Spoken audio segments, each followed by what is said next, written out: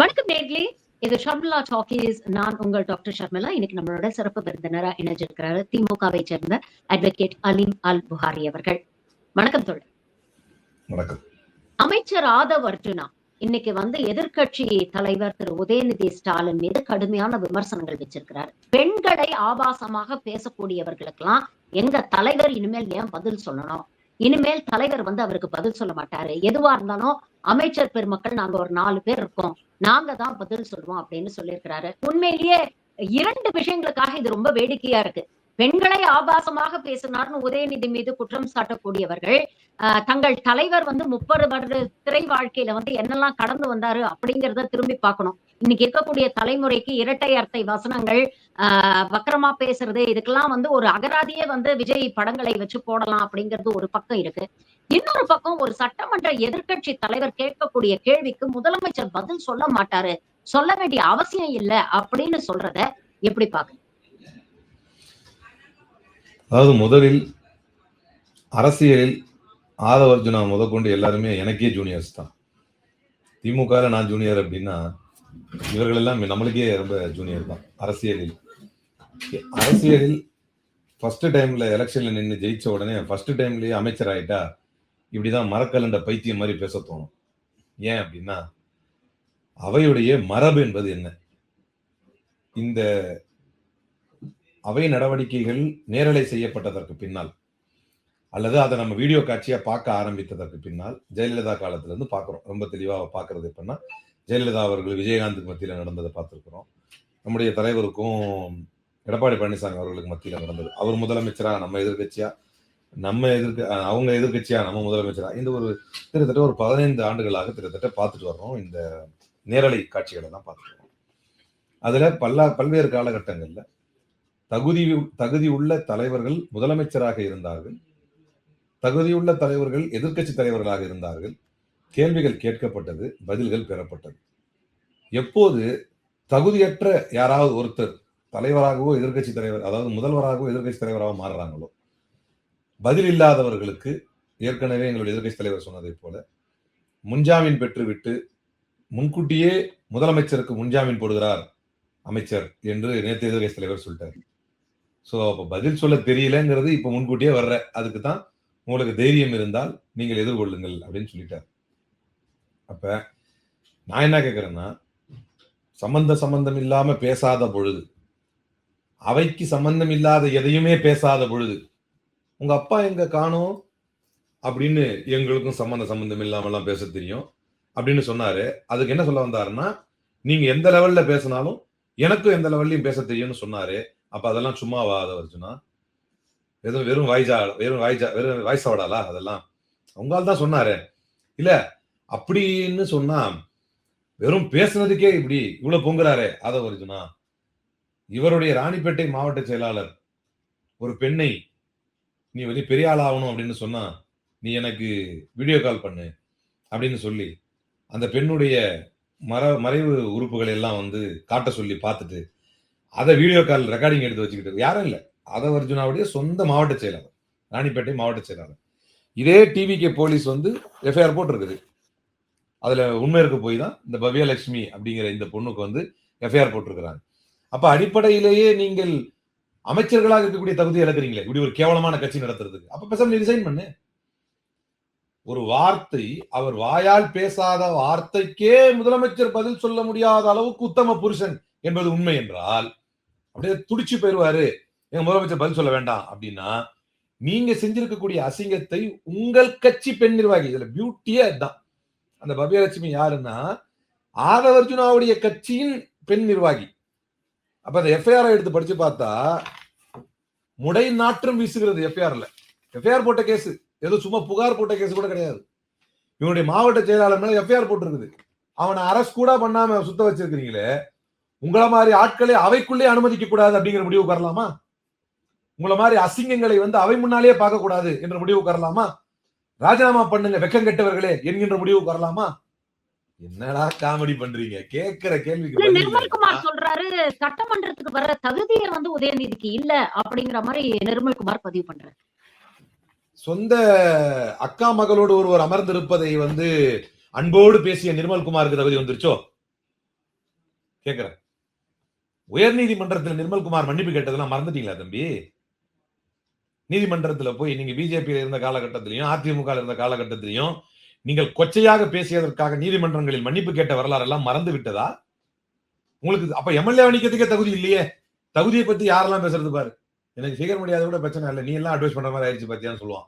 பொல்லாதவன் படத்துல, தனுஷ் படத்துல சொல்லுவார் பாருங்க சந்தானம், அதெல்லாம் பிரச்சனை இல்லை, நீ எல்லாம் அட்வைஸ் பண்ற. இப்ப நாங்க ஆட்சி இழந்தது கூட எங்களுக்கு பிரச்சனை இல்லை, நீ எல்லாம் அட்வைஸ் பண்ற அளவுக்கு ஆயிட்டம் பத்தியா? ஆபாசத்தின் மொத்த உருவம். அருவருப்பாக பேசியதற்காக நீதிமன்றங்களில் கொட்டு வாங்கி மன்னிப்பு கேட்ட ஒரு பேர் வழி. ராகுல் காந்தி தன்னுடைய அப்படி போடவே கூடாது முதல்ல, அது ஒரு மைனர் புள்ள, தன்னுடைய அக்கா மகளோடு அமர்ந்திருப்பதையே இரட்டை அர்த்தங்களோடு போட்டு மீம்ஸ்களை செய்த ஒரு பேர் வழி. நீ எல்லாம் தகுதியை பத்தி பேசுறதுக்கான காலம் வந்துச்சு. காலம் எவ்வளவு கேவலமா இருக்கு பத்தியா நிர்மல்குமார்? யாரெல்லாம் தகுதியை பத்தி பேசுறது ஆயிடுச்சு பாத்தீங்களா? Is a fake news Butler, ஒரு பொய் செய்தியை பரப்பக்கூடிய நபர். அவரெல்லாம் அமைச்சர் ஆனா இதான் நிலைமை. இப்ப நமக்கு பிரச்சனை என்னன்னா, இவர்கள் எதிர்கட்சியாகவோ ஒரு எம்எல்ஏவாகவோ இருந்தா இவங்களை கண்டுகொள்ளாம போயிடலாம். இப்ப நம்ம தலையெழுத்து என்னன்னா, இவர்கள் ஆளுங்கட்சியாக இருக்கிறார்கள். இப்ப இவர்கள் we have to drag them towards accountability. நமக்கு அது ஒரு கட்டாயம் வந்துருது, இவங்களை அக்கௌண்டபிலிட்டியில கொண்டு வரணும், நீங்க தானே பதில் சொல்லி ஆக வேண்டும் அப்படிங்கிற கட்டாயம் இருக்கு. அப்ப ஒரு அமைச்சருக்கான தகுதி என்பது அவர் பேசுகின்ற வார்த்தையில் அல்ல, அவர் நிர்வகிக்கக்கூடிய நிர்வாக திறமையின் மீது இருக்கிறது. ஒரு எதிர்க்கட்சி தலைவரின் மீதான பொறுப்பு என்பது அவர் என்ன பேசினார், என்ன ஊழலில் ஈடுபட்டார், என்ன சீண்டினார், என்ன அசிங்கத்தை அருவருப்பையே செய்தார் என்று கூட வைத்துக் கொள்வோம். நீங்க பொய்யா உங்க பேரோல்ல வச்சுக்கிட்டு அக்ஷிதாவையும் வசுதாவையும் சிவருவரையும் நீங்க பேச வைக்கிறது மாதிரி நீங்க யாரையாவே பேச வச்சுக்கீங்க. அதை என்னன்னு டீல் பண்றதுக்கு நீதிமன்றம் இருக்கு. இப்ப வாலாஜா பிரச்சனைக்கு ஒரு குறிப்பிட்ட பிரச்சனையை அட்ரஸ் பண்றதுக்கு தான் நீ அமைச்சரா இருக்கிற. அந்த கேள்விக்கு சட்டம் ஒழுங்கை பற்றி பதில் சொல்வதற்கு தான் அவர் முதலமைச்சராக இருக்கிறார். கடந்த கால வரலாற்று இவங்களுக்கு என்னன்னா, இவங்களுக்கு ஒரு பிளஸ் பாயிண்ட் என்ன தெரியுமா? இவங்களுடைய ஹைலைட் என்ன தெரியுமா? முதலாக சட்டமன்ற நடவடிக்கைகளை இப்பதான் இவங்க கட்சியாளங்க பாக்குறாங்க. அவங்கள திருப்திப்படுத்துறதுக்காக தான் இந்த பில்டப்லாம். கொஞ்சம் வரலாறு தெரிஞ்சவனா இருந்தா கூட தெரியும், கடந்த காலங்களில ஏன் போன ஆட்சியில எடப்பாடி பழனிசாமி எப்படி எழுந்து கேள்வி கேட்பார், உடனே முதலமைச்சர் எப்படி எழுந்து பதில் சொல்வார். அவர் கேள்வி கேட்பார், இவர் பதில் சொல்வார், இவர் பதில் சொல்வார், அவர் கேள்வி கேட்பார். அதுதான் ஆரோக்கியமான ஜனநாயகம். இவனுங்க தகுதிங்கிற ஒரு யாட்ஸ்டிக்க வச்சு சொல்றதே எதுக்குன்னா, எதிர்க்கட்சி தலைவர் சொல்ற மாதிரி முன்கூட்டியே முன்ஜாமீன் கேட்பது. விஜய் அவர்களுக்கு எக்ஸ்டெம்போராக ஸ்பான்டேனியஸாக கேட்கப்படும் கேள்விகளுக்கு பதில் சொல்லக்கூடிய அளவுக்கு ஆழமான அறிவு இல்லை என்பதை ஒத்துக்கொண்டு வேண்டுமானால் நிர்மல்குமாரும் ஆதவ் அர்ஜுனாவும் அதை சொல்லிடட்டும். சொன்னா நாங்க வேணா பொழைச்சு போடான்னு விட்டுறோம். வேணா இன்னைக்கு உதயநிதி அவர்கள் சொல்லியிருக்கிறாங்க, நாளைக்கு ஒத்திவைப்பு தீர்மானம் நாங்க லெட்டர் கொடுத்திருக்கிறோம், இந்த காவிரி பிரச்சனையை முக்கியமாக பேசணும், சட்டமன்றத்துல நான் கேள்விகள் கேட்பேன், உங்க முதலமைச்சருக்கு தைரியம் இருந்தா அதுக்கு பதில் சொல்லுங்க அப்படின்னு சொல்லியிருக்கிறாரு. இந்த காவிரி பிரச்சனை அப்படிங்கறத நேரடியாக முதலமைச்சர் கருத்து சொல்றத தவிர்க்கிறாரு. இது ஒரு பக்கம் இருக்கு. இன்னொரு பக்கம் பாத்தீங்கன்னா, கர்நாடகால எல்லா கட்சியும் அந்த மாநிலத்துடைய பிரச்சனை, மக்கள் பிரச்சனை அப்படிங்கிற போது ஒரே ஒரு ஸ்டாண்ட் எடுத்து அவங்க அவங்களுடைய ஒற்றுமையை ஒவ்வொரு ஸ்டேஜ்லயும் காட்டுறாங்க. ஆனா இங்க குறைந்தபட்சம் கடந்த ஆட்சி காலத்துல நடந்த மாதிரி ஒரு அனைத்து கட்சி கூட்டத்தை கூட்டி ஒரு அவங்களுடைய ஒப்பீனியன்ஸ கேட்கறதுக்கு கூட இந்த அரசு தயங்குகிறது. ஏன் அப்படின்னு நினைக்கிறீங்க? அனைத்து கட்சி கூட்டுறதுல இவருக்கு என்ன தயக்கம்? எல்லா கிரெடிட்டும் தனக்கு வரணும் அப்படின்னு நினைக்கிறாரா? இந்த பிரச்சனை சால்வ் ஆயிடுச்சுன்னா எல்லா கிரெடிட்டையும் நம்ம எடுத்துக்கணும், மத்தவங்களுக்கு கிரெடிட் போயிடக்கூடாதுன்னு நினைக்கிறாரா? இல்ல உண்மையிலேயே இந்த பிரச்சனையை பத்தி தெரியல, நம்ம அனைத்து கட்சி கூட்டம் கூட்டினாலோ இல்ல சட்டமன்றத்துல இதை டிஸ்கஸ் பண்ணாலோ எக்ஸ்போஸ் ஆயிடுவோம்னு பயப்படுறாரு. செகண்ட் தான் பாயிண்ட். அதனால அதான் நான் சொல்ல வந்தேன். கிரெடிட் கிடைக்கணும்னா முதல்ல இந்த பிரச்சனை என்ன, இந்த பிரச்சனை என்ன, இதனுடைய பின்னணி என்ன, அதை தீர்வு செய்வதற்கான வழிவகைகள் என்ன என்று தெரிந்தவரால் தான் கிரெடிட் எடுக்கவே முடியும். முதல்ல நான் ஒரே ஒரு கேள்வி கேட்கிறேன். இந்த நீர் சம்பந்தப்பட்ட அமைச்சரவை யாருடைய அமைச்சரவை? புஷி ஆனந்துடைய அமைச்சரவை. இது வரைக்கும் புஷி ஆனந்த் பத்தி ஏதாவது பேசியிருக்காரா? பேசினா அமலப்பட்டுருவார். அதை பற்றிய எந்த தகவலும் அவருக்கு தெரியாது. அவர் ஏற்கனவே சொல்லிட்டார், எனக்கு அதெல்லாம் தெரியாது, அவரை இட்டுன்னு போறதுதான் என் வேலை. அவருக்கு தெரிஞ்சது அது மட்டும்தான். காவிரி நதி நீரை இட்டுன்னு போலையான்னு தான் நம்ம கேட்கணும் நியாயமா. ஐயா, காவிரி நதி நீரை எப்ப இட்டுன்னு வரீங்க அப்படின்னு தான் கேட்கணும். ஆனா அவருக்கு தெரிஞ்சதெல்லாம் இவரை இட்டுன்னு போறதுதான். அது தெரிஞ்சதுக்கே அவர் அமைச்சர் ஆயிட்டார். இன்னைக்கு பொதுமக்கள் பார்க்கக்கூடியவங்களுக்கு நம்மளும் ஒரு செய்தியை சொல்லணும். என்ன, இது சம்பந்தமான அமைச்சரவையில் இடம்பெற்றிருக்கக்கூடியவர் புஷி ஆனந்த். அவர் இதுவரைக்கும் இது தொடர்பாக ஒரு கருத்தையும் சொல்லவில்லை. ஒரு கீழே இருக்கக்கூடிய அமைச்சர், பொறுப்பு அமைச்சர் சொல்லவில்லை என்றால் எல்லாவற்றுக்கும் பொறுப்பான அமைச்சர் முதலமைச்சர். அவர் அனைத்து கட்சி கூட்டத்தை கூட்டவில்லை என்றால் அதற்கு காரணம் என்ன? கிரெடிட் எடுக்கிறதெல்லாம் செய்ய தெரிஞ்சவங்க செய்யற வேலை. இது நடக்க போகுது, இது நடந்துரும், அப்பனா கிரெடிட் நீங்க சொல்றது அது. இங்க பிரச்சனை என்னன்னா, இதனுடைய அர்த்தம் என்ன, இதனுடைய ஆழம் என்ன? எதிர்கட்சி தலைவர் சொன்னார், இந்திய வரலாற்றிலேயே ஒரு முதலமைச்சர் வருகிறேன் என்று சொல்கின்ற போது எங்க ஆள் தான் கோமா இருக்கிறேன் வந்துடாத அப்படிங்கிறார் டி கே சிவகுமார். இதெல்லாம் தமிழ்நாடு எவ்வளவு பெரிய அசிங்கம் தெரியுமா? இல்ல பரவாயில்ல நாங்க போறோம். முதல்ல சொல்றாரு ஒரு அமைச்சர் போதான் போறாரு அப்படிங்கிறாரு. அதுக்கப்புறம் டக்குன்னு சொல்றாரு இல்ல எனக்கு தெரியாது, அது வந்து அதிகாரப்பூர்வ அறிவிப்பு வரும் அப்படின்னு. Entire ministry is in complete mess up. Tamil Nadu மெஸ்அப்ல இருக்கு, அது வேற விஷயம். இந்த முன்னுதாரணங்கள் எல்லாம் கடந்த காலங்களில் நாம் பாரதிய ஜனதா கட்சியில் பார்த்திருக்கிறோம்.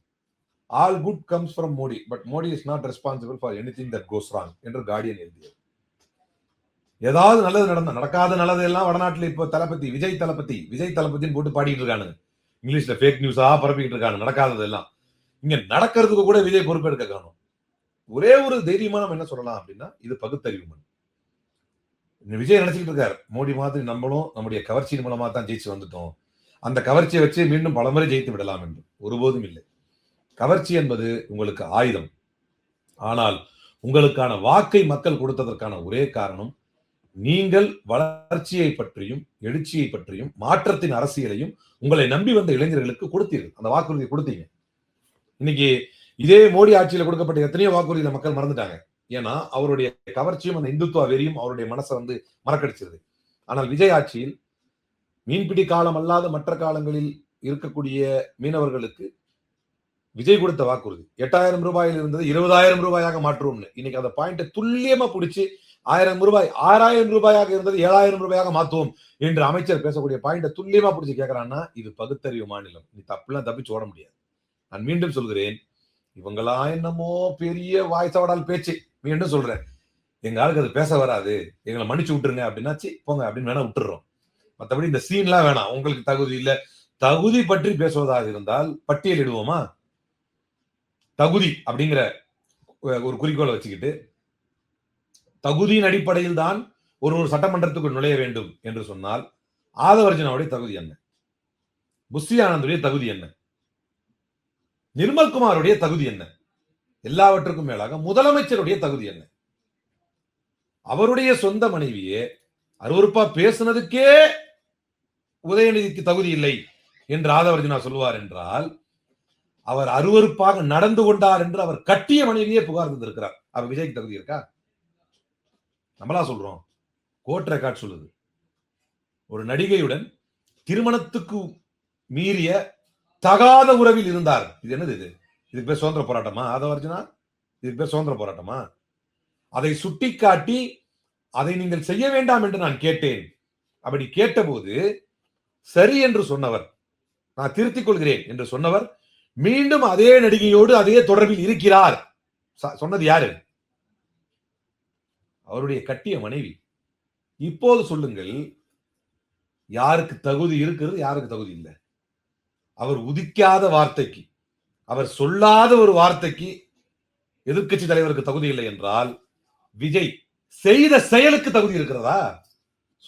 வார்த்தை தான், சொன்னாரா இல்லையாங்கிறது கூட அப்பாற்பட்டது, தெரியாது. ஆனால் அவர் சொல்லாத வார்த்தைக்கு இப்ப என்னன்னா, அவர் ஒரு குறிப்பிட்ட நடிகையை பேசிவிட்டார் என்று சொல்கிறார்கள். அந்த குறிப்பிட்ட நடிகையை இழுத்து பேசிவிட்டார். அவர் சொன்னாரா இல்லையான்னு என்ன சொல்றாங்கன்னா, இல்ல குறைந்தபட்சம் அவர் தடுத்து இருந்திருக்கணும். கீழே இருந்து குரல் வரும்போது, என்னப்பா இது, யாரோ ஒரு குரல் கொடுப்பதை கூட எதிர்க்கட்சி தலைவர் தடுத்திருக்க வேண்டும் என்று சொன்னால், அவர் கட்டிய மனைவி குரல் கொடுத்தார் இது தப்பு அப்படின்னு. ஆனால் அதை தடுக்க வேண்டிய இடத்தில் இருக்கக்கூடிய விஜய் எந்த பெண்ணுக்கு எதிராக குரல் கொடுத்ததாக சொல்லப்பட்டதோ அதே பெண்ணை அழைத்துக் கொண்டு பொது நிகழ்ச்சிக்கு சென்றார். விஜய்க்கு இருக்கக்கூடிய தகுதி எந்த வகையிலப்பா எதிர்க்கட்சி தலைவர் இழந்துட்டாரு? விஜய்க்கே தகுதி இருக்கும் போது, இந்த அசிங்கத்தை எல்லாம் செய்ததாக கட்டிய மனைவியாலே புகார் கொடுக்கப்பட்ட விஜய்க்கே இவ்வளவு தகுதி இருக்கும் போது, எதிர்க்கட்சி தலைவர் திருச்சி ஏர்போர்ட்ல சொன்ன மாதிரி, எனக்கு ஒரு மனைவி இருக்கிறார், என்ன சொன்னாரு, எனக்கு ஒரு மனைவி இருக்கிறார், பிள்ளைகள் இருக்கிறார்கள், நல்ல குடும்பத்தில் பிறந்திருக்கிறேன், நான் எப்போதும் பெண்களுக்கு எதிராக அப்படி பேசியதில்லை. அவருக்கு இல்லாத தகுதி உங்களுக்கு எங்கிருந்தா வந்துருது? ஆதவர்ஜனாக்கு ஏதுங்க சொத்து? என் பொண்டாட்டி சொத்தை வச்சுதாங்க அவர் பொழைக்கிறாரு என்று சொன்னார் உங்க சொந்த மச்சான். நாங்களா சொல்றோம்? உங்களுக்கு இருக்கக்கூடிய தகுதி எந்த வகையிலப்பா எங்களுக்கு இல்லாம போயிருச்சு? நான் ஏற்கனவே நிர்மல்குமாரை பத்தி பல வயசையும் சொல்லிட்டேன். ஃபேக் நியூஸ் பெட்லரு, கோர்ட்ல மன்னிப்பு கேட்ட பேர் வெளி. ராகுல் காந்தி அவ்வளவு பெரிய ஒரு டால் லீடர் 1000 தான் இருந்தாலும் ஒரு டால் ஃபேமிலில இருந்து வந்தவர். அவரையே அவருடைய சொந்த அக்கா மகளோடு வைத்து ஒரு மீம்லாம் போட்டதுக்காக சமூக வலைதளங்களில் பேசப்பட்டவர், எதிர்ப்புகள் தெரிவிக்கப்பட்டவர். இப்படி ஒரு கேவலமான செயல்களை செய்த நிர்மல்குமாருக்கு இருக்கக்கூடிய தகுதி எந்த வகையிலப்பா எங்களுக்கு இல்லாம போயிருச்சு? செங்கோட்டையன் என்ன அவரால் தான், அவர் அமைச்சராக இருக்கும்போது தானே வாசாத்தி நடக்குது. அப்ப அவருக்கெல்லாம் இருக்கக்கூடிய தகுதி எங்களுக்கு எப்படிப்பா இல்லாம போயிருச்சு? அவரை பத்தி தான் உங்க கூட்டணி இருக்கக்கூடிய கம்யூனிஸ்டுகளே, இதே யாரு சண்முகம் என்ன சொன்னாரு, என்ன கொலை செய்யறதுக்கு அவர் தேடிக்கிட்டு இருந்தாருன்னாரு. அப்படின்னா என்ன அர்த்தம்? நான் அவர் கண்ணில இருந்து அந்த டைம்ல அவர் அமைச்சரா இருக்கும்போது நான் அவர் கண்ணில் படக்கூடாதுன்னு ஓடிக்கிட்டு இருந்தேன். செங்கோட்டையில் இருக்கக்கூடிய தகுதி எங்களுக்கு எப்படிப்பா இல்லாம போயிருச்சு? அப்போ முளைச்சி 3 இலை உடல, அதுக்குள்ள 100 கோடி ஊழல் புகார். ரமேஷுக்கு இல்லாத தகுதி இருக்கிற தகுதி எங்களுக்கு எப்படிப்பா இல்லாம போயிருச்சு? உங்க அமைச்சரவை பட்டியலை நான் சொல்லவா? ஒரு நிகழ்ச்சி நடத்துவதற்குள் 41 பேர் இறந்து போனால் அப்ஸ்காண்ட் ஆகி ஓடி போனவர் தான் புஷி ஆனந்த். அந்த புஷி ஆனந்துக்கு இருக்கக்கூடிய தகுதி எங்களுக்கு எப்படிப்பா இல்லாம போயிருச்சு? முளைச்சி 3 இலை உடல, அதுக்குள்ள 80 கோடி ரூபாய்க்கு அட்வொகேட் நியமனத்துல, கவர்மெண்ட் அட்வொகேட் பிபிஜிபி நியமனத்துல பணம் பெற்றிருப்பதாக சொந்த கட்சி பெண்ணே புகார் தந்திருக்கிறார். உங்களுக்கு எல்லாம் இல்லாத இருக்கிற தகுதி எங்களுக்கு எப்படிப்பா இல்லாம போயிருச்சு? இந்த மண்ணில் பகுத்தறிவும் வளர்ச்சியும் எழுச்சியும் நேர்த்தியும் இருக்கிறது என்று சொன்னால், இந்தியாவிலேயே தமிழ்நாடு முன்னணி மாநிலமாக இருக்கிறது என்று சொன்னால் அதற்கு காரணம் முத்தமிழறிஞர் கலைஞர், முத்துவேல் கருணாநிதி ஸ்டாலின் என்கின்ற மகத்தான தலைவர். அவருடைய மகன் துணை முதல்வராக இருக்கும் பொழுதும், இளைஞர் நலன் மேம்பாட்டுத்துறை அமைச்சராக இருக்கும் பொழுதும் அவர் செய்த செயல்கள். அவருக்கெல்லாம் இல்லாத தகுதி உங்களுக்கு எல்லாம் எங்க இருந்தா வந்துருச்சு தகுதி? தகுதியை பத்தி யாரெல்லாம் பேசுறது பத்தியா? ஒரு தராதரம் எல்லாம் பேச்சு பத்தியா தகுதியை பத்தி?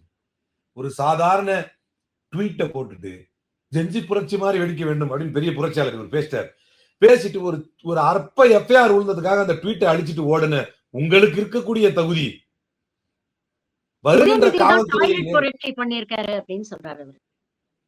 அதான் சொல்றேன், கைதுக்கு பயந்துட்டு போய் பாத்ரூம்ல உட்கார்ந்துட்டாரு, பல மணி நேரம் வெளியில வரல. பாத்ரூம்ல உட்கார்ந்துட்டு எகிரி ஓடிட்டாரா அப்படியே பின் வழியா? இல்ல வரவே மாட்டேன் அடம்பிடிச்சு நின்ட்டாரா? 8 மணி நேரத்துக்கு இப்ப அடுத்து பயணம் இருக்குது. எப்படி 8 மணி நேரம் இங்க இருந்து போகணும், திரும்ப வரணும். 5 மணி நேரம் போகணும், 5 மணி நேரம் வரணும், விசாரணை 1 மணி நேரம் போகும், அந்த கதையெல்லாம் தெரியும், தயாராகிறாரு. அதுவே டாய்லெட் புரட்சி என்றால் நான் ஏற்கனவே கேட்டுக்கிட்டு இருக்கிறேன். அதான் சொல்றேன், இந்த மாதிரி அருவருக்கத்தக்க வார்த்தைகளை பயன்படுத்தக்கூடிய நபர்கள் உங்களுக்கு இருக்கிற தகுதி எங்களுக்கு எப்படி இல்லாம போயிருச்சு? ஒரு கைதுக்கு வந்தவங்கள இப்படி பேசுவீங்கன்னு சொன்னா, ஒரு ஜெஞ்சி புரட்சி வேண்டும் அப்படின்னு பெரிய இது எழுதிட்டார், புரட்சி வேண்டும்னு எழுதுனோடனே எஃப்ஐஆர் வந்தோடனே கழிஞ்சிட்டார். மலப்புரட்சியாளர் ஆதவர்ஜுனான்னு சொல்லலாமா? அவர் டாய்லெட் புரட்சியாளர், நீங்க மலப்புரட்சியாளர்னு சொல்லலாமா உங்களை? அப்போ இது வார்த்தை பிரயோகங்களை பார்த்து பயன்படுத்தணும். வார்த்தை பிரயோகங்களுக்காகவே ஆட்சி கட்டியில் ஏறி அமர்ந்த கட்சி என்பதை மறந்துவிடக்கூடாது ஆதவர்ஜுனா. அந்த வார்த்தை பிரயோகங்கள் மூலமாகவும் தங்களுடைய கொள்கை நிலைப்பாடுகளின் மூலமாகவும் இந்த தமிழ் மக்களை புரட்டி போட்ட முத்தமிழறிஞர் கலைஞர் வெளிவந்தவர்கள் திராவிட முன்னேற்ற கழகத்தினர் என்பதை ஆதவர்ஜுனா மறந்துவிடக்கூடாது. தகுதி அப்படின்னு நீங்க பேசுனதுனால தான் ஒரு சாம்பிளுக்கு 4 பேர் தகுதியை எடுத்து அப்படி சும்மா வீசினேன். விஜய் பின்னால இருக்கக்கூடிய ஸ்ரீவைகுண்டம் சரவணன், சாய் ஸ்ரீவைகுண்டம் சரவணனுக்கு இருக்கக்கூடிய தகுதியில எந்த வகையிலப்பா நாங்க குறைஞ்சு போயிட்டோம்? ஆதவர்ஜுனா, என்னுடைய கீழாடையை பிடித்து இழுத்தார்கள். நான் கதவுல மூட போகும்போது அந்த லாட்ஜ் கதவை காலை வச்சு தடுத்து நிறுத்திட்டு போனாங்க. ஓப்பன்லயே வைங்கக்கா, வரப்போக தேவைப்படும் அப்படின்னு சொன்னாங்க. மயக்கம் இருந்து என்னுடைய குடிமானத்திலே கலந்து விட்டார்கள். தொடர்ந்து என்னை சீரழித்தார்கள். இதற்கெல்லாம் முழு பின்னணி ஸ்ரீவைகுண்டம் சரவணன் தான். நாங்களே அந்த சரவணனுக்கு இருக்கக்கூடிய தகுதியில எந்த வகையிலப்பா நாங்க குறைஞ்சு போயிட்டோம்? தெரியாம கேட்கிறேன். உங்க ராணிப்பேட்டை மாவட்ட செயலாளருக்கு ஏன் ஒரு பெண் என்று உங்களுடைய ராணிப்பேட்டை எம்எல்ஏ தாகிராவிடம் இந்த புகாரை கொண்டு வந்திருக்கிறார்களே, அவர் பக்காவா விசாரிச்சுட்டு உங்க தலைமைக்கு இது ஆதவர்ஜுனா தெரியாதா? இது விஜய்க்கே தெரியுமே. இப்படி ஒரு ஈனத்தனமான ஒரு வேலையில் தன்னுடைய சொந்த மாவட்ட செயலாளர் ஈடுபட்டு இருக்கிறார். அந்த பெண்ணை தாண்டி அந்த பெண்ணுடைய குழந்தையிடம் போய் அந்த பெண்ணுடைய குழந்தையை பற்றி அருவருப்பாக அந்த பெண்ணிடத்தில் பேசியிருக்கிறார். அந்த பெண்ணுடைய குழந்தையின் மார்பகங்களை பற்றி அந்த பெண்ணிடத்தில் கேவலமாக பேசியிருக்கிறார். இவ்வளவு அசிங்க பிடிச்சவங்களை நீங்க வச்சுக்கிட்டு தகுதியை பத்தி தலையெழுத்துறா யாரெல்லாம் பேசுறது அப்படின்னு ஒரு தராதரம் எல்லாம் போயிருச்சு பத்தியா தகுதியை பத்தி. இந்த தகுதி எல்லாம் 75 நாள்ல நடந்ததை சொல்லிட்டு இருக்கிறேன். நீ 75 வருஷ கட்சிக்கு பாடம் எடுத்துட்டு இருக்க தகுதியை பத்தி. அங்கங்க ஏதாவது ஒரு முன்ன பின்ன கூட நடந்திருக்கலாம். 75 வருஷம் பெரிய ஹிஸ்டரி. உன் தகுதி பௌச வந்து நான் 75 நாள்ல நடந்ததை பத்தி சொல்லிட்டு இருக்கிறேன். காவேரி பிரச்சனை வந்து ஒரு முக்கியமான ஒரு பிரச்சனையாக இருக்கும் பொழுதுதான் இன்னைக்கு வந்து வேளாண் பட்ஜெட் வெளியாயிருக்கு. மிகப்பெரிய ஒரு எதிர்பார்ப்போட தான் ஒரு மாற்றம் வரும்னு எதிர்பார்த்துதான் வேளாண் மக்கள் எல்லாம் வந்து விஜய்க்கு வாக்களிச்சாங்க. அவர் கூட வந்து அடுத்த ஒரு ஜென்மம்னு இருந்ததுன்னா நான் விவசாயியா பிறக்கணும் அப்படின்னு எல்லாம் மேடையில பேசினாருன்னு பாக்குறோம். உண்மையிலேயே இந்த வேளாண் பட்ஜெட் விவசாயிகளுக்கு ஏத்த மாதிரி இருக்குதுன்னு நினைக்கிறீங்களா? இன்னொரு பக்கம் வேளாண் பட்ஜெட்ல சிறப்பான விளைச்சலுக்கு வந்து பரிசு கொடுக்கப்படும் அப்படின்னு தாவேக அரசு அறிவிச்சிருக்கிறாங்க. இங்க வந்து விதைச்சதே வந்து விளைஞ்சு வருமா அப்படிங்கிற ஒரு கேள்விக்குறியோட விவசாயிகள் இருக்கும் பொழுது இது வெந்த புண்ணுல வேலை பாய்ச்சற மாதிரி இல்ல இருக்கு. இது எப்படி பாக்க? அது நெசவு கடன், அந்த விவசாய கடன் ரத்து இன்னைக்கு எதிர்கட்சி தலைவர் பேசிட்டு முடிக்கிறப்ப பத்திரிகையாளர்கள் கேட்டாங்க, ஏன்னா எடப்பாடி பழனிசாமி ஒரு கருத்து சொல்லியிருக்காரு, திமுகவும் தாவேக்காவும் வந்து இப்படி மாத்தி மாத்தி விளையாடிக்கிறாங்க அப்படிங்கிற மாதிரி கருத்து சொல்லியிருக்காரு. அப்படிங்கும்போது அற்புதமா கேட்டார் எதிர்கட்சி. அதுக்குதாங்க பயப்படுறாரு விஜய், இவற்றெல்லாம் நம்ம பேச முடியாது அப்படின்னு. அவர் அதுக்கு உடனே திரும்பி சொன்னார், நாங்க எங்கேயாவது வாக்கு கொடுத்துருக்கிறோமா விவசாய கடன் தள்ளுபடி பண்றோம்னு? எது முடியுமோ, எது சாத்தியமோ, எது செய்ய முடியுமோ அதையே வாக்குறுதியாக கொடுத்து வந்த பின்னர் செய்து முடித்த கட்சி திராவிட முன்னேற்ற கழகம். அப்ப சொன்ன வாக்குறுதிகளை பற்றி எந்த மென்ஷனிங்குமே இல்லை. புதுசா நீங்க இதெல்லாம் பாத்தீங்கன்னா எப்படின்னா, நல்லா படிக்கிற பசங்களை தேர்ந்தெடுத்து கொடுக்கப்படும், நல்லா ஓடுறவங்களுக்கு தேர்ந்தெடுத்து, இதெல்லாம் வந்து இன்டெஃபினட்டான வார்த்தைகள். இதெல்லாம் வந்து உங்களை வந்து அக்கௌண்டபிலிட்டிக்குள்ளே கொண்டு வராது. நீங்க விஜய் ஆட்சிக்கு வந்ததற்கு பின்னர் அவர் பேசுற எல்லாத்தையும் பாத்தீங்கன்னா ஒரு அக்கௌண்டபிலிட்டிக்குள்ளே வராது. எல்லா பிள்ளைங்களுக்கும் தங்க மோதிரம் கொடுப்போம், பிறக்கிற எல்லா பிள்ளைக்கும் தங்க மோதிரம் கொடுப்போம், கவர்மெண்ட் ஆஸ்பத்திரியில் பிறக்கிற பிள்ளைங்களுக்கு தான் தங்க மோதிரம் கொடுப்போம் அப்படின்னு ஜகா வாங்குற அரசு. இந்த அரசே வந்து ஒரு ஜகா வாங்குற அரசு, முன்ஜாமீன் வாங்குற அரசு. எல்லாவற்றுக்கும் மேலாக அவங்க என்ன ஒரு விஷயத்த தெளிவா இருக்கிறாங்கன்னா, நம்முடைய வாக்காளர்கள் யார், அவர்களை திருப்திப்படுத்தினாலே போதும் அப்படிங்கிற ஒரு பெரிய தைரியத்தில் அவங்க இருக்கிறாங்க. அவங்க வாக்காளர்கள் யார் அப்படின்னா இன்ஸ்டாகிராம் யூசர்ஸ், அவங்க தான் வாக்காளர்கள். அவங்களுக்கு இன்ஸ்டாகிராம்ல ஒரு ரீலை போடணும். அந்த ரீல்ல வந்து பாத்தியா எப்படி பேசிட்டாரு, பாத்தியா எப்படி சொல்லிட்டாரு, பாத்தியா இப்படி நீட்டிட்டாரு, அப்படி காட்டிட்டாரு அப்படின்னா இது அப்படியே ஓடணும். அப்ப நாம கேட்பது ஒரே ஒரு விஷயம் தான், எக்ஸ்டெம்போரா விஜயால் பதில் சொல்ல முடியுமா முடியாதா? எங்களுக்கு தகுதி இருக்கிறதா என்பதை இங்க பேசுறதுக்கு வேலையே கிடையாது. உங்களுக்கு அதற்கு ஆற்றல் இருக்கிறதா என்பதுதான் கேள்வி. அவர் தான் சொன்னாரே ஒரு டைம்ல, எங்களுக்கும் இப்படிலாம் பேச தெரியும் அப்படின்னாருல. காட்டுங்க, செஞ்சு காட்டுங்க. நாங்க கேட்டது வேற, ஆனா நீங்க செஞ்சது வேற. உங்களுக்கு யாருமே பார்ட்டி ஃபண்டை பத்தி பேசினாங்க, சோஃபா மாடல் பத்தி பேசினாங்க, ஹார்ஸ் ட்ரேடிங் பத்தி அன்னைக்கு பேசினாங்க கடந்த அமர்வுல. அப்படி பேசுறப்ப ஹார்ஸ் ட்ரேடிங், குதிரை பேரம் என்பதை பற்றி பேசும் பொழுது சபாநாயகர் சொல்றார், குதிரை பேரம் என்பது ஆன்டி டிஃபெக்ஷன் லால யூஸ் பண்ணப்படக்கூடிய ஒரு டேர்ம். அது வந்து அவை நாகரிகத்துக்கு அப்பாற்பட்ட வார்த்தையோ, அவை குறிப்பில் இடம்பெறக்கூடாத ஒரு வார்த்தையோ அல்ல. அந்த நடவடிக்கைகளில் நீங்கள் ஈடுபட்டுக் கொண்டிருக்கிறீர்கள். Potential complaint is already there on the table of governor. Potential complaint இருக்கு, டிடிவி கிட்ட இருந்திருக்கு, ஏடிஎம் கிட்ட இருந்திருக்கு, எல்லாத்தையும் கம்ப்ளைண்டே இருக்கு. அப்ப அதை பற்றி ஒரு எதிர்க்கட்சி தலைவர் பேசும்பொழுது இந்த குதிரை பேரம், கழுத பேரம் எல்லாம் பேசக்கூடாது என்று ரொம்ப காட்டமாக பேச தெரிந்த சபாநாயகருக்கு அதே சபையில எழுந்திருத்து, இந்த சபைக்கு எந்த தொடர்பும் இல்லாத உங்க அப்பா எங்க காணோம் அப்படிங்கிறாரு. இதுதான் விஜயுடைய நாகரிகமா? இதுதான் விஜயுடைய நாகரிகமா? தான் நடித்த கடைசி படம் வரைக்கும் பெண்ணை இழுத்து எவனோ ஒருவன் வந்தவன் ரவுடியோ பொறுக்கியோ என்னமோ செஞ்சான், அதுக்கு அவங்க அம்மாவை எதுக்கு பாடி இழுக்கிற? இது எவ்வளவு பெரிய அசிங்கம். அந்த அப்ப என் மகன் எங்கன்னு தெரியணும் அப்படிங்கிறீங்க. அப்ப இதெல்லாம் என்னது? இதெல்லாம் நீங்க தான் டப்பிங் கொடுத்துருக்கீங்க, நீங்க தான் அதுக்கு வாய்ஸ் சிங்கிங் கொடுத்துருக்கீங்க, நீங்க தான் அதை முடிவு பண்ணி வர வச்சிருக்கீங்க. அப்போ இதுவே உங்க லட்சணம் தெரியல. எனவே தகுதியை பற்றி எல்லாம் நீங்கள் பேச வேண்டாம். காவிரி நதிநீரை பற்றி நீங்கள் பேசுங்கள், அங்கதான் உங்க தகுதி தெரியும். காவிரி நீரை கொண்டு வருவதற்கு உங்களுடைய திட்டம் நாங்கெல்லாம் கடிதம் எழுதிட்டு இருக்க மாட்டோம். கடிதம் எழுதாம அப்படியே அறுத்து தள்ளிடுவார் இவர். போக வேண்டித்தானே, கொண்டு வர வேண்டித்தானே தண்ணிய. மழை பெஞ்சனால தப்பிச்சு உட்காந்துக்கிட்டு இருக்கிறீங்க. இப்ப இந்த என்ன படம் அது, இந்த மீம்ஸ் ஒன்று வந்துச்சு பாருங்க. ஏதோ ஒரு படத்துல விவேக் வந்து ரவுடி வந்து விவேக் அடிக்கிறதுக்கு கம்பியை தூக்கணும்னு அது போய் கரண்ட் கம்பியில மாட்டிக்கும், ஆடிக்கிட்டே இருப்பான். உடனே விவேக் வந்து எந்திரிச்சு நெஞ்சிலே மிதிப்பாரு. அந்த மாதிரி மழை பெஞ்சவனே கிளம்பி காமெடி பசங்களா, மழை பெஞ்சவனே தப்பிச்சிட்டீங்க. இப்போ ஏதோ அது வந்து அதுவும் ஒரு டெம்பரவரியா தான்.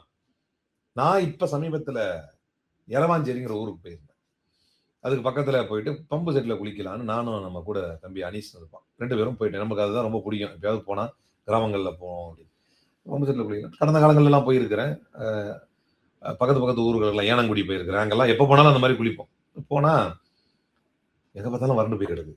என்னன்னு கேட்டா, அப்ப கூட வந்தவர் சொல்றாரு, இதுதான் ஜி வாக்கா மாறும் அப்படின்னு என்கிட்ட சொல்றாரு. யதார்த்தமா அந்த நிலத்தை காட்டி, இதுதான் வாக்கா மாறும், நிலமை பாருங்க எப்படி இருக்கு, தண்ணி வரல.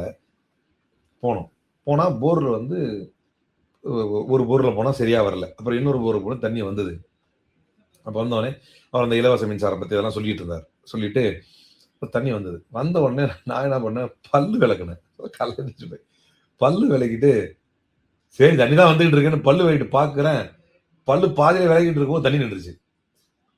என்னன்னு பார்த்தா தொடர் மின்வெட்டு, கரண்ட் இஷ்யூ, தண்ணி, காவிரி நதி நீர் பிரச்சனை ஒரு பக்கம், போர் போட்டு இழுக்கிறதுக்கான கரண்ட் பிரச்சனை ஒரு பக்கம்.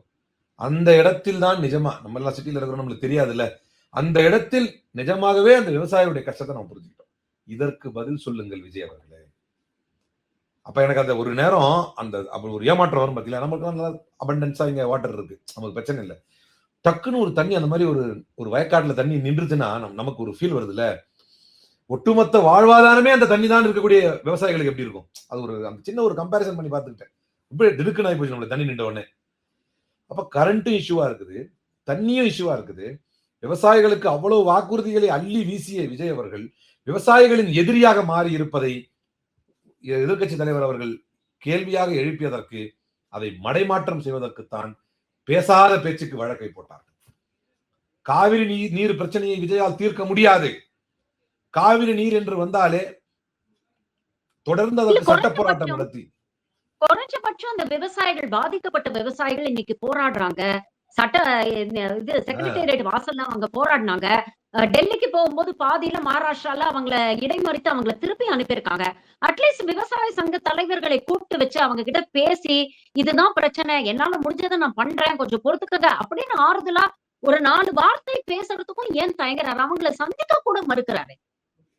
சந்திக்க மறுக்கிறதுக்கு நாங்க வருவோம்னு சொன்ன உடனே ஒரு விவசாய சங்க தலைவர் ஹவுஸ் அரெஸ்ட் பண்ணி வச்சிட்டாரு. பிரச்சனை வந்து இந்த கேள்விகளை எழுப்புவேன் என்கிறார். விவசாயிகளின் பிரச்சனை நீங்க 1000 வந்து அவர் பேசினப்ப அப்படி பேசுற என்னமோ பண்ணிட்டு போங்க, ஆனால் விவசாயிகள் திராவிட முன்னேற்ற கழகத்திற்கு பின்னாலும் இளந்தலைவரின் பின்னாலும் நிற்கிறார்கள். இதுதான் உண்மை. இந்த உண்மையை அவங்களால இப்ப டைஜஸ்ட் பண்ணிக்க முடியல. அதற்கு முன்னால் இவர் என்னென்னவோ பேசினார், விவசாயிகளை பற்றியும், விவசாய கடனை பற்றியும், விவசாயிகளுக்கு தான் செய்ய இருப்பதை பற்றியும். அப்படியே இதுக்குள்ள இறங்கி OBR என்னன்னோ சொன்னாரு, automatic submersive version control machine, அதுக்குள்ளலாம் ROV remotely operated vehicle ROV, அதுல போய் அது பண்ணுவேன் இது பண்ணுவேன் என்னென்ன கதையெல்லாம் விட்டாரு. ஐயோ இப்போ நம்பி ஓட்டு போட்டவங்க நிலைமைதான். இப்போ எப்ப ROVலாம் வேணாம், காவேரி நதி எப்போ வரும் அத சொல்லு, காவேரி நதி ROV செயல்நுட்பம்லாம் வேணாம், காவேரி நீர் எப்போ வரும் அப்படின்னு சொல்லு அப்படின்னு. அப்ப மேகதாது இப்ப உச்ச நீதிமன்றத்தை நாம் அணுகினோம், காமெடி பண்றாங்க அப்படின்னு திமுக சொன்னான். இவன் உச்ச நீதிமன்றத்தை நாடி இருக்கிறான். இப்ப கடைசியில் டிஸ்மிஸ் ஆயிருச்சு. இவன் மேகதாது அணையை பற்றிய, மேகதாது அணை கட்டக்கூடிய கர்நாடகாவுடைய முயற்சிக்கு இன்னும் ஒரு பெரிய சாதகம் ஏற்பட்டிருக்கிறது. தொடர்ந்து பாருங்க, அனைத்து சட்ட போராட்டத்திலும் தோத்து இருக்கிறது தாவேகா. அனைத்து சட்ட போராட்டத்திலும் அது எதிரிகளை தூக்கி உள்ள வைக்கிறதா இருந்தாலும் சரி, தீவா வேலு மேட்டர் இல்ல, அவருடைய மேட்டர் இல்ல, செந்தில் பாலாஜி அவருடைய மேட்டர் இல்ல, இப்ப ஸ்டேவே விழுந்துருச்சு. 10வது அக்யூஸ்ட் போயிட்டு பொன்முடி மேல இருக்கக்கூடிய வழக்க வந்து இன்னைக்கு தூசி தட்டி எடுத்திருக்காங்க. அதாவது 2025 ஏப்ரல்ல அவர் பேசினது அப்பவே வந்து கண்டனம் தெரிவிச்சிருக்காங்க. கட்சி ரீதியா அவர் மீது நடவடிக்கை எடுக்கப்பட்டது, இது எல்லாமே தெரியும். ஆனா பாஜகவை சேர்ந்த உமா ஆனந்தன் போட்ட வழக்குல வந்து இன்னைக்கு அவரை கைது பண்ணி நீதிமன்றத்துல ஆஜர்படுத்தணும்னு சொல்லியிருக்கிறாங்க. இதை எப்படி பாக்குறது? இது தொடர்ந்து இந்த மாதிரி ஒரு நடவடிக்கை நடக்குது. இது ஒரு பக்கம் நடந்துகிட்டு இருக்கு. இன்னொரு பக்கம் நீங்க பாத்தீங்கன்னா, தாவேகாவுடைய தவறுகளை மறைக்கிறதுக்காக காங்கிரஸ் பாஜக மீது பழி போடுகிறது. காங்கிரஸ் உடைய சூழ்ச்சியை இந்த காவேரி விஷயத்துல மறைக்கிறதுக்காக தாவேகா திமுக மீது பழி போடுகிறது அப்படிங்கறத நம்ம பார்க்க முடியுது. 2 பேரும் சேர்ந்து ஒரு மிகப்பெரிய ஒரு நாடகத்தை ஆடுகிறார்களோ அப்படிங்கிற ஒரு சந்தேகம் வருது. இதுல இடையில காமெடியே யாருன்னா காங்கிரஸ் தான். இந்தியா முழுக்க பாஜக எதை செய்கிறதோ அதில் பாதிக்கப்பட்ட கட்சி ஒரு காங்கிரஸ்.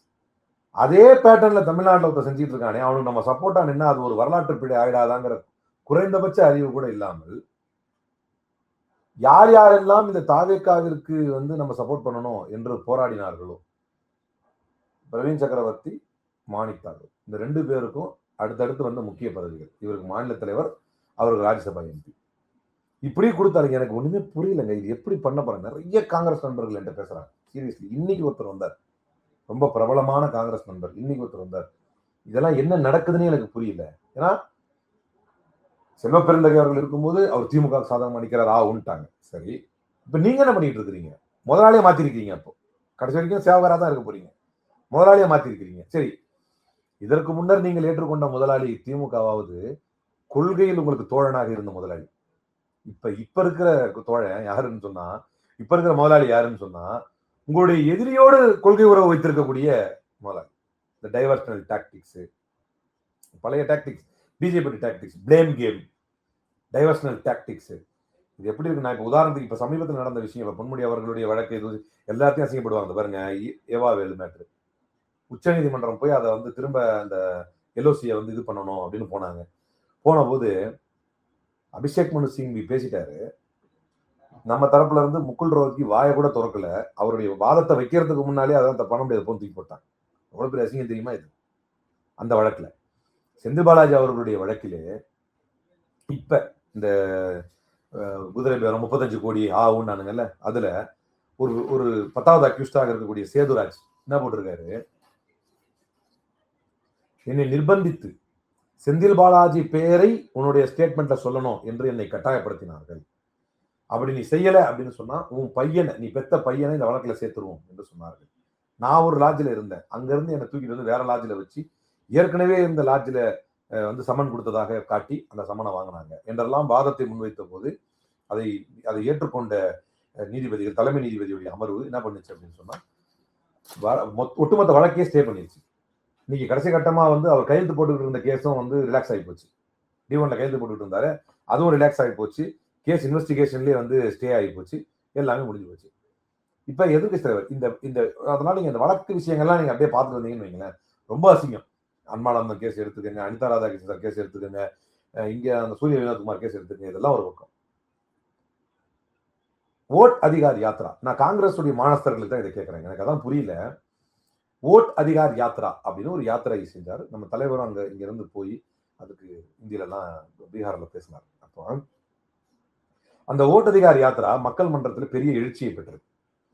உடனே பாஜக என்ன செஞ்சாங்க அப்படின்னா, ஒரு தெரியும் நினைக்கிறேன், மறந்துருக்க மாட்டீங்க, எவனோ 2 பேர் திடீர்னு வந்து அந்த மேடையில ஏறலாம். ஏறி மோடியுடைய தாயை பத்தி ஏதோ கத்துறான். உடனே பாஜக போராட்டத்தை அறிவித்தது. என்னன்னு அறிவிச்சு தெரியுமா? மோடியின் தாயை இழிவாக பேசிய ராகுல் காந்தி மன்னிப்பு கேட்க வேண்டும். இதற்கு சற்றும் குறைவில்லாததுதான் தஞ்சாவூரில் இளந்தலைவர் பேசிய பேச்சுக்கு வழக்கு போட்டது. காங்கிரஸ்காரர்கள் கொஞ்சமாவது புத்தி வேண்டும், இவன் எங்கிருந்து பாடம் படிச்சு வந்திருக்கான்னு பாருங்க. அன்னைக்கு உங்களுக்கு எவ்வளவு வலிச்சிருக்கும் சொல்லாத பேச்சுக்கு. யாரோ ஒருவர் பேசியதுக்கு வந்து இன்னொருத்தர் காரணமாக முடியாது. இது ஒரு சதி. ஏன் அந்த கீழே இருந்து ஒரு 4 பேர் வந்து தாவேகாரன் கூட இருந்திருக்கலாம், அது யாரும் தெரியாது. யாரோ ஒருத்தர், அதுவும் ஒரு பேர் எடுத்ததுக்கு வழக்கெல்லாம் போட முடியாது. யாரோ பேர் எடுத்தாங்க, அவர் ஏதோ பேசிக்கிட்டு இருந்தார், இந்தியா முழுக்க கண்டனம். அப்போ ஒரு செய்தி என்ன அப்படின்னா, ஒண்ணு தெளிவாக இதுல புரியுது. இல்ல, ஆனா இந்த விஷயத்துல தாவேகாவுக்கு பாஜக ரொம்ப தீவிரமா சப்போர்ட் பண்ணுது. உதயநிதியை கைது பண்ணது சரி, ஆபாசமா பேசிட்டாருன்னு பாஜகவை சேர்ந்த பெண் ஆளுமைகள் எல்லாம் பயங்கரமா வந்து பேசுறாங்க, விமர்சனம் பண்றாங்க. நேஷனல் மீடியால வந்து இது ஒரு மிகப்பெரிய ஒரு டிபேட்டாக மாறுகிறது. இதை எப்படி பாக்குறது? நேஷனல் மீடியால டிபேட்டா மாத்துறது விஜயோடைய ஃபேன்கள் அக்ஷிதா, வசுதா, அப்புறம் சிவரூர், இவங்களாம் இப்ப இடையில பார்த்துட்டு போனவங்க. குஷ்பு கூட வந்து ரொம்ப நேர்மையா பேசுறதை நினைச்சிட்டு ரஜிதீப் சர்தேசாயிட்ட பேசி சமமக்கம் வாங்கினார். அப்படியே ரஜிதீப் சர்தேசாய் பேசிக்கிட்டே இருந்தாரு. பேசி டக்குன்னு கேட்டார், மோடி வந்து ராகுல் காந்தி அம்மாவை பத்தி பேசினாரு, அப்ப எங்க போயிருந்தீங்க மேடம் அப்படின்னாரு. அப்போ அதே மாதிரி இதுல ஒரு விஷயம் என்னன்னா, இந்த வழக்கு மட்டுமல்ல, இளம் தலைவர் அவர்கள் மீது தொடுக்கப்படக்கூடிய இந்த வழக்கு மட்டுமல்ல. ஏன் உங்களுக்கு அந்த சனாதன மேட்டர் மட்டும் பாருங்க, அது என்ன வழக்கு? அவர் பேசுனது வேற. ஏன்னா நம்ம என்ன புரிஞ்சு, இப்போ நீங்க ஜிஹாதுன்னு எடுத்துக்கிட்டீங்கன்னு வைங்களேன், ஜிஹாதுன்னு எடுத்துக்கிட்டீங்க, இந்தியாவில வந்து ஒருத்தன் ஜிஹாத் பண்ண போறேன்னா அடுத்த நொடி அவன் எங்க இருப்பான்? ஜெயில இருப்பான். ஏன்னா இந்தியாவில் அந்த பெயரை வைத்து இங்க என்னென்னலாம் நடந்துச்சு அப்படிங்கிறத வைத்து ஒரு புரிதல் வந்து எல்லாருக்கும் வந்துருச்சு. அது சரியோ தப்போ, அதுல நியாயம் இருக்கோ இல்லையோ, ஜிஹாத் என்றாலே அது ஒரு ஒரு அந்த பாதிப்புகளை மையப்படுத்தி ஒரு அண்டர்ஸ்டாண்டிங் வந்துட்டாங்க. அதை புரிய வைக்கிறதுக்கு முயற்சி எடுக்கப்படுகிறது, இஸ்லாமிய சமூகத்தின் சொல்லப்படுகிறது. அந்த வார்த்தையே தவறானதல்ல அப்படின்னு சொல்லப்பட்டாலும் அந்த வார்த்தையில் நம்ம என்ன புரிஞ்சிருக்கிறோமோ அதுதான் வந்து முதல்ல ஸ்ட்ரைக் ஆயிடுது. சரியா?